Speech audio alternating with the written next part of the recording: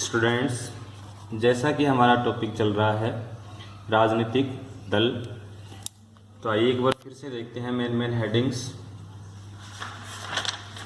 क्या होते हैं राजनीतिक दल?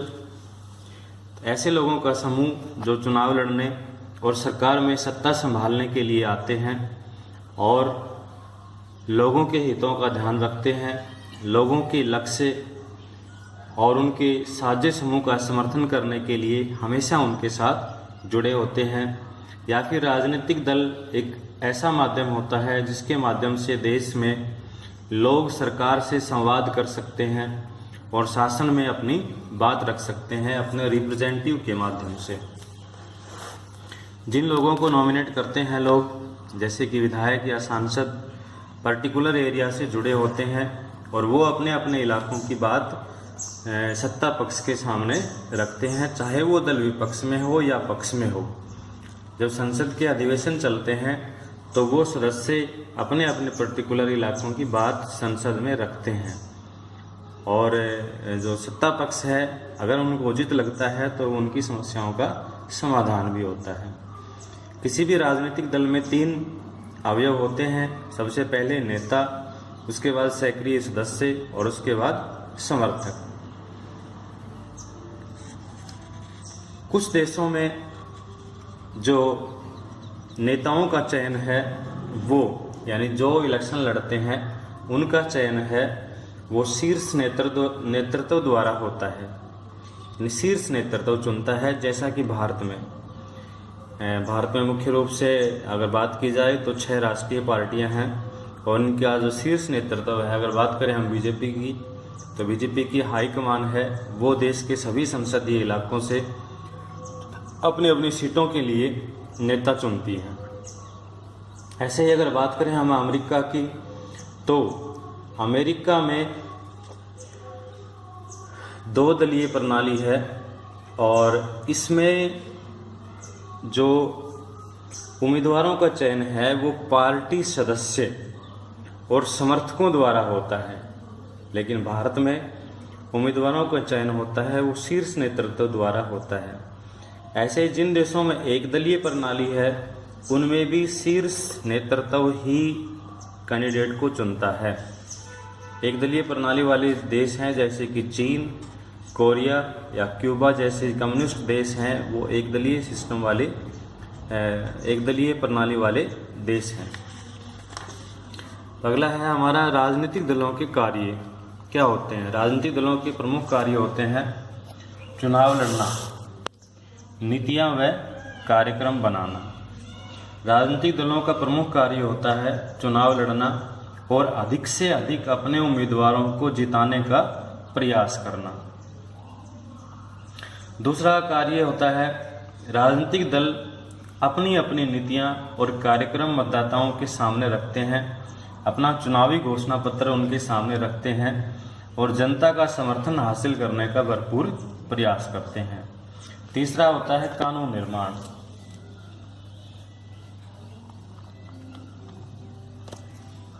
राजनीतिक पार्टियां देश के कानून निर्माण में महत्वपूर्ण भूमिका निभाती हैं। जब भी कानून बनाए जाते हैं उन पे औपचारिक रूप से बहस होती है संसद पटल में और उन्हें विधायिका में पास करवाना पड़ता है, लेकिन विधायिका के जो अधिकतर सदस्य होते हैं वो किसी न किसी दल के सदस्य होते हैं। इस कारण वो अपने शीर्ष नेतृत्व के जो लीडरशिप होती है उनके समर्थन के आधार पर ही इन कानूनों पे अपनी राय रखते हैं।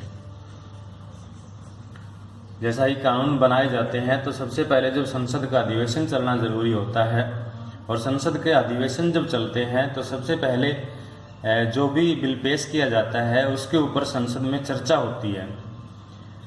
सत्ता पक्ष के सदस्य भी अपनी बात रखते हैं उस विषय पे और विपक्ष के सदस्य भी बात रखते हैं। जैसे कि देश में जीएसटी लागू हुआ और बहुत सारे कानून लागू होते हैं तो उस पर चर्चा होती है। उसके बाद वो लोकसभा में पास होकर के राज्यसभा में जाते हैं। राज्यसभा में पास होने के बाद वो राष्ट्रपति के पास जाते हैं। राष्ट्रपति उन पर दोबारा से पुनर्विचार करने के लिए कह सकता है, लेकिन फिर वही क्रम दोहराया जाता है और वो लीगलाइज रूप से वो कानून पास हो जाते हैं। चौथा कारण होता है सरकार बनाना और देश चलाना। लोकतंत्र में प्रत्येक दल है वो सरकार बनाने का प्रयत्न करता है।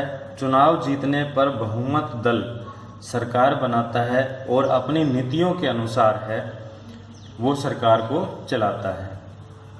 नंबर 5, विपक्ष की भूमिका। जो भी राजनीतिक पार्टी इलेक्शन में हारती है वो विपक्ष में बैठती है, विरोधी सदस्यों की भूमिका निभाते हैं, सरकार की गलत नीतियों और असफलताओं की आलोचना करने के साथ वो अपनी राय भी रखते हैं।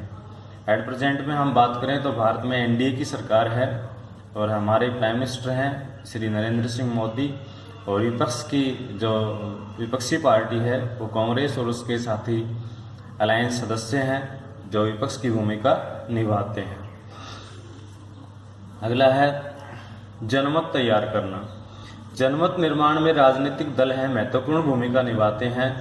वे मुद्दों को उठाते हैं, उन पर बहस करते हैं। विभिन्न दलों के जो लाखों कार्यकर्ता होते हैं वो देश भर में बिखरे होते हैं और समय समय पर उस पार्टी के शीर्ष नेतृत्व के साथ वो हड़ताल, जुलूस, जलसे, धरना, प्रदर्शन ये सब जो सत्ता पक्ष होता है उसके खिलाफ करते हैं। समाज के विभिन्न वर्गों में उनके पास मित्र संगठन, उनके प्रेशर ग्रुप्स आदि भी काम करते हैं और कई दफ़ा तो वो लोगों की समस्याओं को लेकर भी आंदोलन करते हैं। अगला है सरकार और जनता के बीच कड़ी का कार्य करते हैं। राजनीतिक दल सरकार और जनता में कड़ी का काम करते हैं। एक साधारण नागरिक के पास सरकार में अपनी बात रखने का कोई मौका नहीं होता, लेकिन जो भी राजनीतिक सक्रिय कार्यकर्ता होते हैं उनके सामने वो अपनी बात रख सकता है और जिसके माध्यम से वो बात है वो उस विधायक या उस सांसद तक पहुंच जाती है और उनसे संपर्क साधना भी आसान हो जाता है। इस कारण लोग राजनीतिक दलों पर भरोसा करते हैं और उन्हें अपना करीब मानते हैं। राजनीतिक दलों को हर हाल में लोगों की ज़रूरतों और मांगों पर ध्यान देना होता है। एक बार जो पार्टी सिस्टम है उसके बारे में फिर से देख लें। एक दलीय प्रणाली, इस प्रणाली में कोई प्रतिस्पर्धा नहीं होती। एकमात्र दो दल होता है, वो अपने कैंडिडेट घोषित करता है यानी मतदाताओं पर थोपता है और मतदाताओं के पास कोई विकल्प नहीं होता, जैसा कि चीन देश है और कोरिया देश है। एक तरह का वहाँ पे तानाशाही शासन है, यानी मतदाताओं पर उसी पार्टी की नीतियाँ थोपी जाती हैं और मजबूरन उनको उन पार्टी के पक्ष में ही मतदान करना पड़ता है। द्विदलीय प्रणाली जैसा कि यूएस और यूके में है, डेमोक्रेटिक और रिपब्लिक दो पार्टियां काम करती हैं। इस प्रणाली में एक दल जीतकर सत्ता में आता है और दूसरा दल है वो विपक्ष में भूमिका निभाता है। अन्य पार्टियां मौजूद हो सकती हैं लेकिन उनका अस्तित्व होता है वो न के बराबर होता है। ऐसे बहुदलीय प्रणाली, तो बहुदलीय प्रणाली है वो भारत में है और भी काफ़ी देश हैं। इसमें कई सारी पार्टियां हैं वो सत्ता के लिए प्रतिस्पर्धा करती हैं और अगर बाय चांस इलेक्शन में बहुमत न आए तो वो गठबंधन के द्वारा भी सरकार बनाने का प्रयास करते हैं। जब विभिन्न पार्टियां सरकार चलाने के लिए हाथ मिला लेती हैं तो इसे गठबंधन सरकार कहा जाता है, जैसा कि भारत में नेशनल डेमोक्रेटिक फ्रंट एनडीए द्वारा सरकार चलाई जा रही है और कांग्रेस के नेतृत्व में यूपीए। एनडीए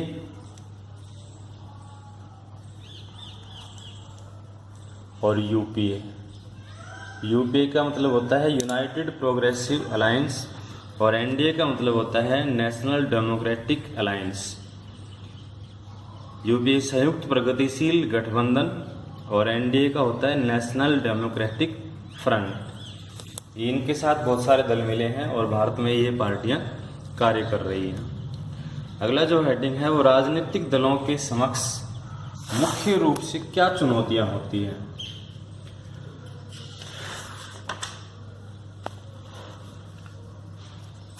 राजनीतिक दलों के सामने जो प्रमुख चुनौतियां होती हैं वो पहला है कि आंतरिक लोकतंत्र का अभाव,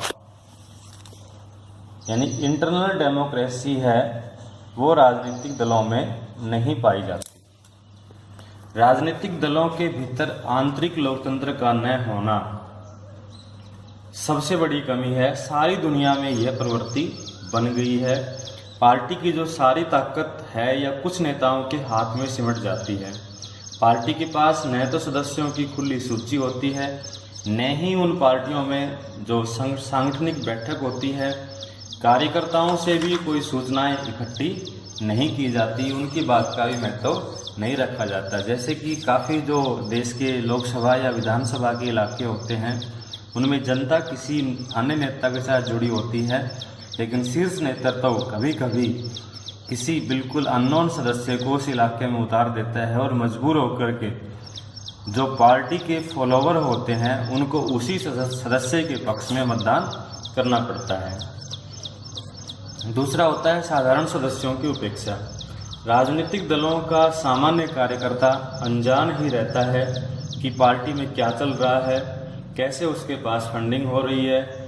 उसके पास न तो नेताओं से जुड़कर फैसलों को प्रभावित करने की ताकत होती है और न ही कोई अन्य माध्यम होता है, लेकिन वो पूरी निष्ठा से पार्टी के साथ जुड़ा होता है। और तीसरा है वंशवाद उत्तराधिकार। बहुत इंपॉर्टेंट पॉइंट है। राजनीतिक दलों के सामने सबसे बड़ी समस्या है वंशवाद की चुनौती। जैसा कि कांग्रेस सरकार है, कांग्रेस जो पार्टी है, कांग्रेस पार्टी में 50, 55, 60 साल से और शीर्ष नेतृत्व ही अपने ही परिवार के सदस्यों को जनता के सामने यानी पार्टी की कमान सौंप रहा है। जवाहरलाल नेहरू हमारे जो भूतपूर्व प्राइम मिनिस्टर हुए, देश आज़ाद होने के बाद सबसे पहले प्रधानमंत्री बने थे, उसके समय से ही इस पार्टी में वंशवाद का आधार मजबूत होता रहा है। इंदिरा गांधी, राजीव गांधी, सोनिया गांधी, राहुल गांधी, प्रियंका गांधी यानी सभी गांधी परिवार के सदस्य इसमें शीर्ष नेतृत्व की कमान संभाले हुए हैं। तो वंशवाद उत्तराधिकार की सबसे बड़ी समस्या है। चौथा है अपराधी तत्वों की घुसपैठ। राजनीतिक दलों में ये सबसे बड़ी कमी होती जा रही है कि उनमें अपराधी तत्वों की घुसपैठ होती जा रही है, क्योंकि सभी राजनीतिक दल हैं वो चुनाव में विजय प्राप्त करने के लिए और अपराधी तत्वों की मदद लेते हैं। जबकि दुनिया भर में जो समर्थक लोकतांत्रिक राजनीति में ऐसे लोगों की भूमिका नगण्य होनी चाहिए, लेकिन बहुत सारे देशों में अपराधी तत्वों की घुसपैठ यानी लोग जेल से ही इलेक्शन जीत जाते हैं। बाद में चाहे वो किसी मामलों में फंस जाएं या उनके साथ कुछ भी हो जाए, उनको जेल जाना पड़े, लेकिन इलेक्शन में वो पैसा और धन अपराधी तत्वों का भरपूर सहयोग करते हैं। और पांचवा है बढ़ती हुई पैसे की भूमिका।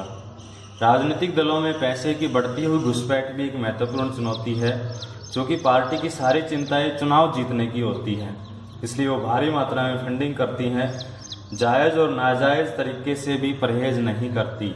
और जब इलेक्शन जीत जाती हैं तो इन्हीं जिन लोगों से फंडिंग होती है उनको ही फ़ायदा पहुंचाने की कोशिश होती है। इसलिए अमीर लोग हैं वो पार्टी की नीतियों को भी अपने अनुसार प्रभावित करने की क्षमता रखते हैं। और है सार्थक विकल्प की कमी। जब सभी राजनीतिक पार्टियां ही ऐसी हो जाएं तो मतदाताओं के सामने ऐसा कोई विकल्प नहीं होता जिससे वो किसी पार्टी की विशेष नीतियों के बारे में सोच विचार करने का मौका मिले। इसलिए जो सबसे बड़ी भूमिका होती है यहाँ पे चुनाव आयोग की होती है। चुनाव आयोग या उच्च न्यायालय या सर्वोच्च न्यायालय पैसे और अपराधियों का प्रभाव कम करने के लिए हमेशा आदेश जारी करता है।